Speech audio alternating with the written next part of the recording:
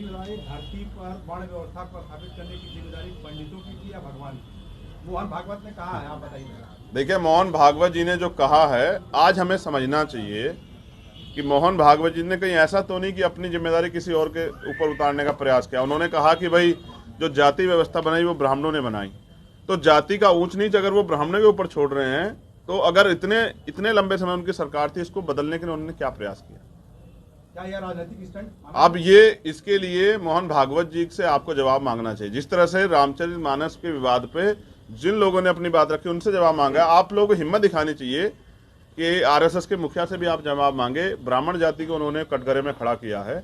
हम तो लंबे समय से मानते हैं कि जात, हम लोग आप लोगों के माध्यम से मांगेंगे। तो मैं ये कहना चाहता हूं कि अगर ये सत्य है तो फिर ये बुरा है कि जिन लोगों ने फिर जाति बनाई उन्होंने अपने आप को ऊपर रखा और बाकी लोगों को नीचे रखा। तो ये अपमान की शुरुआत जहां से उसका खात्मा होना चाहिए। इंसान इंसान होता है। क्या मोहन भागवत दलितों का वोट हासिल करना चाहते हैं 2024 में? कुछ ऐसा है क्या? मोहन भागवत जी, अब आप स्पष्ट मुद्दे पे आ रहे हैं कि मोहन भागवत जी और बीजेपी एक ही है।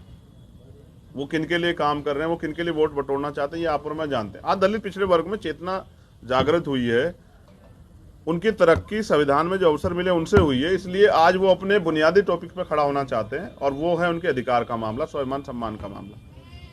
तो एक दूसरे पे के पाले में गेंद फेंकने से अच्छा मोहन भागवत जी कहते हैं कि हम इस देश में जाति व्यवस्था खत्म करने की शुरुआत कर रहे हैं। मतलब पंडितों को उन्होंने टारगेट कर दिया है। अब पंडित समाज इस बारे में मोहन भागवत जी से बात करें। मुझे तो इस बात का भी डर है कि कहीं कल जो आज एक लाइन खींची है शूद्रों की, कल ऐसा ना भगवान मोहन भागवत जी भी कहने लग जाए कि मैं भी शूद्र हूं।